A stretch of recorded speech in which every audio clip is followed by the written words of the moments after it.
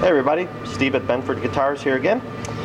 So I want to do a quick video for you on this inlay that I'm working on today. It's a pretty cool, a little bit more intricate. It's a Gothic looking L. And for those of you who don't know, and I just learned this recently, that this particular L symbol is also stands for the number 50. So this customer is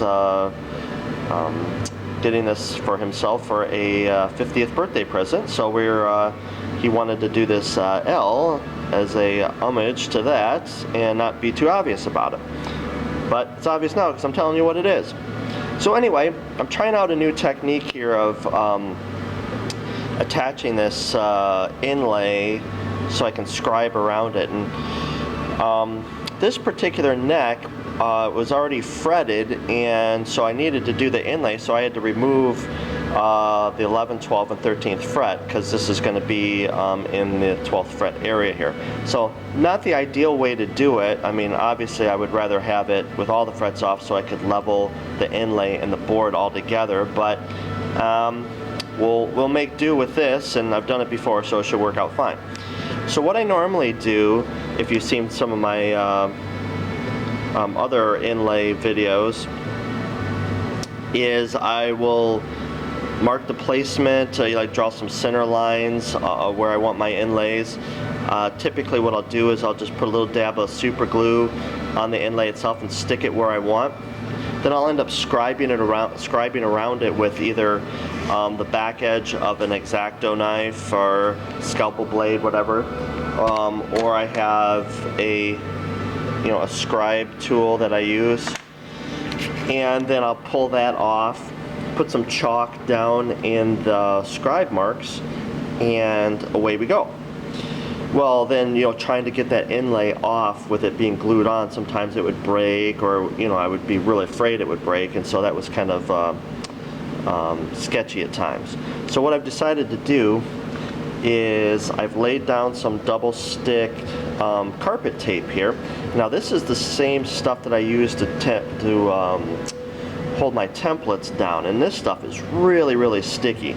So once this inlay goes on there, it's going to be held in place really firmly, and I'm not going to worry about the glue breaking the bond or any of that sort of stuff. But I was afraid this was a little bit too sticky, so what I ended up doing is just with the edge of my sweatshirt, I just kind of patted on it, and the fuzz of the sweatshirt took some of the tack off of it, so it's still pretty sticky, but not as sticky as it was. So what my intention is to still scribe around this, but this is just kind of a different method for attaching it. So I'm still going to scribe around it, and then what I'll do is I'll still put chalk in the scribe lines so I can see them, and then I'll rot away the excess, and hopefully that'll work out. So I'm going to do some scribing here because I don't have a tripod with me to hold this while I do that, and then I'll bring you back after that and we'll see what happens. Okay, we're back, and that seemed to work out pretty well, that method. So got maybe a plus and minus with the whole thing. The plus is that the inlays stuck down to them awesome. Pretty much the whole inlay was stuck down there and didn't move at all. So I still kept some finger pressure on it, but the more pressure you put on that tape, the better it sticks. So I was able to scribe around the whole thing without it moving or popping off like it has in the past with super glue or other types of glues. The positive thing is when I did pop that off, they were real easy to get off. I just had to twist them, and the glue or the tape released, and it came right off. Now, if you've got more delicate inlays, you might be in trouble with this double stick tape method. So it might be kind of sketchy, but these inlays were a lot thicker, so I wasn't too worried about that. The negative was the tape is a little bit thicker than normal just tape, and it was difficult to know whether I was scribing all the way through. You can kind of feel it go through the tape, and then you kind of feel it in the board, but what you're trying to do is you're trying to press firmly but go slowly so you don't slip and put a big scratch across your fretboard that it takes a ton of work to sand out.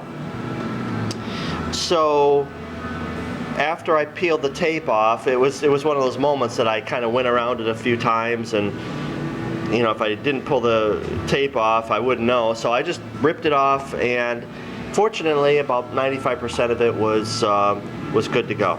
The place that it wasn't, I was able to kind of put the inlay back in place and scribe it a little bit there.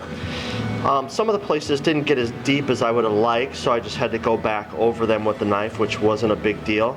That groove was pretty good, and since my blade was really sharp, I was able to kind of find the groove that was there before and deepen it a little bit. So now we get to the point where I put the chalk on there to fill in the marks. Well, I can't find my chalk. I don't know what I did with it. I think I cleaned up my shop, and who knows where it ended up. Anyway, I ended up using just a regular, like, white colored pencil, and I just went over the lines. And what was really cool is, let's see if I can get in here. It's kind of hard to tell what the focus is like, but as you're moving the colored pencil over the scribe line, it just grabs some of it and buries it down in there.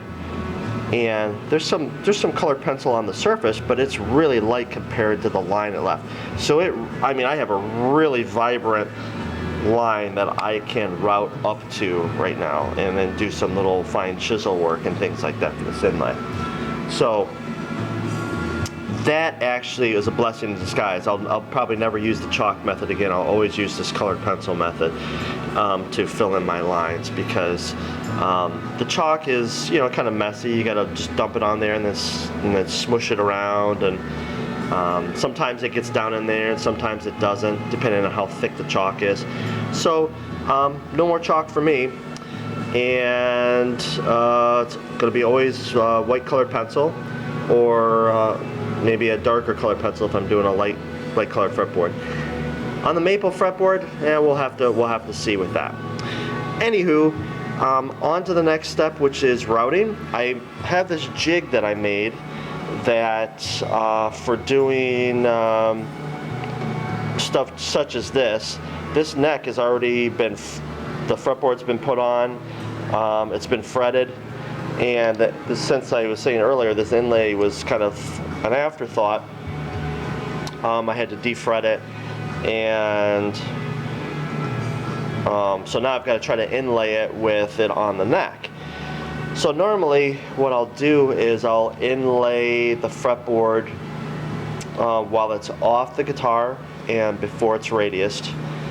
And yeah, and I have a jig similar to this. It's just kind of a lower profile with these rails. And so what it is these rails are up higher than the fretboard. So then here's my Dremel with the router base that you've seen in some other videos. That way that can ride across this above the level of the neck, and I can write all this out. So I've got an 1/8 inch bit in here. I'm going to hog out the majority of this material, and what I'll end up doing is and then just getting in there some of the smaller areas with a finer bit, and then end up doing some hand chisel work. So a pretty cool way to set this up is I'll adjust my router so it's sitting, the base is sitting obviously flush on here. The bit is laying right directly on top of the fretboard. It's touching, and then what I'll do is I'll lift it up and I'll place the inlays on either side of it. And then what'll happen is I'll set the base back on it, and that'll tell me how far down I have to adjust this bit in order to give me the proper depth that I need. And so what'll end up happening is I'll end up adjusting just shy of this, so I would say 90+% of it is buried in the guitar.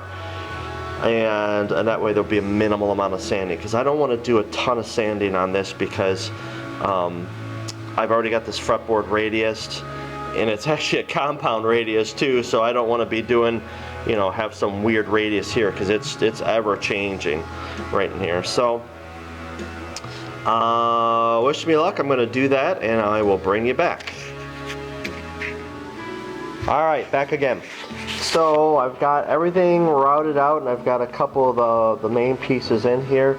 Just have that other little one. I just got to do just a little bit of slight more trimming in there, but it could go in if I wanted it to. So everything turned out pretty good. So the next step after this is to glue these in. I'll use just regular old super glue. I have black, which I'll probably end up using, because it'll help hide any little routes that I have that got a little bit oversized. There's a couple little areas like that, not uncommon though. Otherwise you could use just regular thin super glue, and I've got a bunch of ebony dust. This is an ebony fretboard, by the way. Bunch of ebony dust that I've saved over the course of making fretboards and other things. That what you can do is you can just put a little bit of super glue down in there, pack in some ebony dust, put more super glue in there, and let it harden up, and away you go. And any oversized routing will be pretty much invisible. So then the next step after that, after I get these in and get that in, is I'll have to level sand that. This inlay goes, this one and this one are going to go right through the fret slot, so I'm going to have to recut that, which is no big deal. This one, I cut it, I had to make it the piece, so a little separate piece here.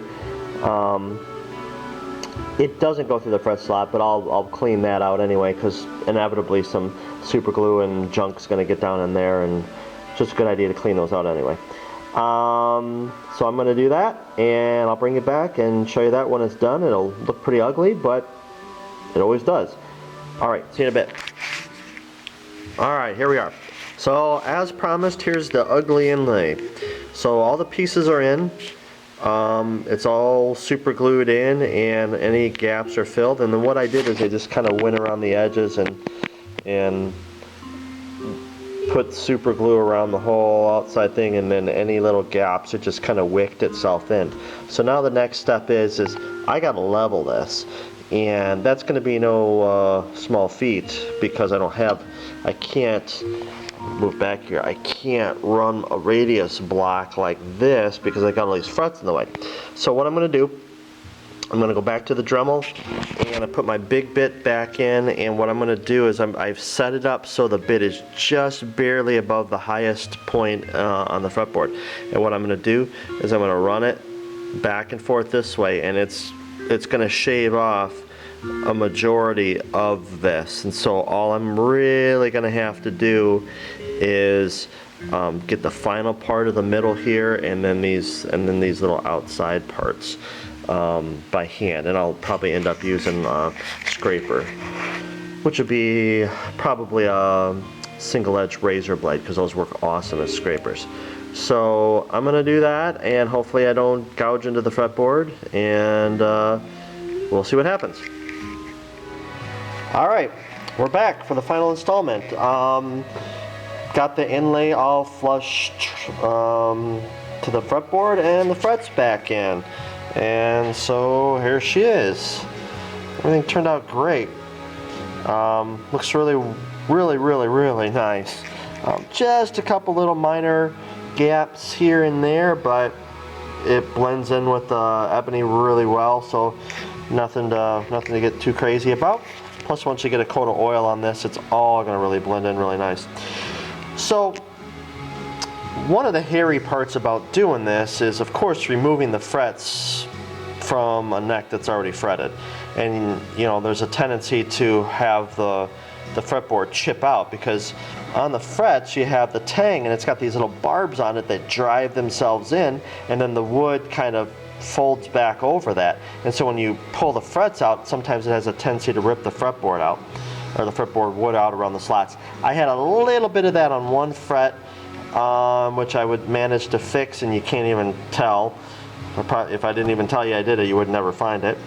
It was really minor. Then the other part that's a little crazy is when I had to cut the slot for this, you have to be really careful because you've got all this inlay material, and you have to try to cut this slot and not have your saw jump off and scratch the crap out of your fretboard.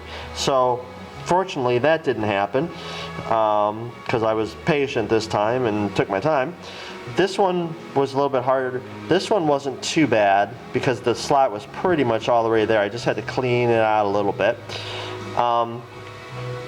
Then the next hairy part is taking frets that are already pre-cut and getting them to go back in exactly how they were, so you don't have it sticking off one way or the other, because they were cut and put in and then flushed this way, and if you get it off one way or the other, you can't just like flush up that side because it'll be off on the other side.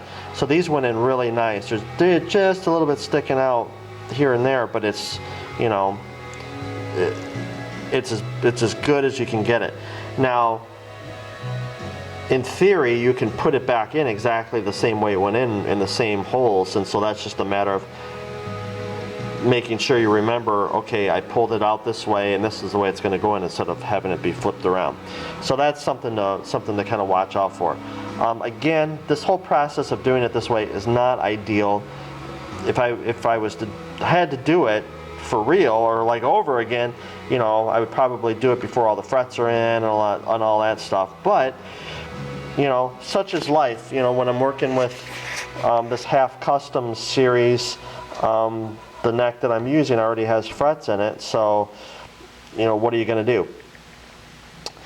Got to do a little bit of work on it. So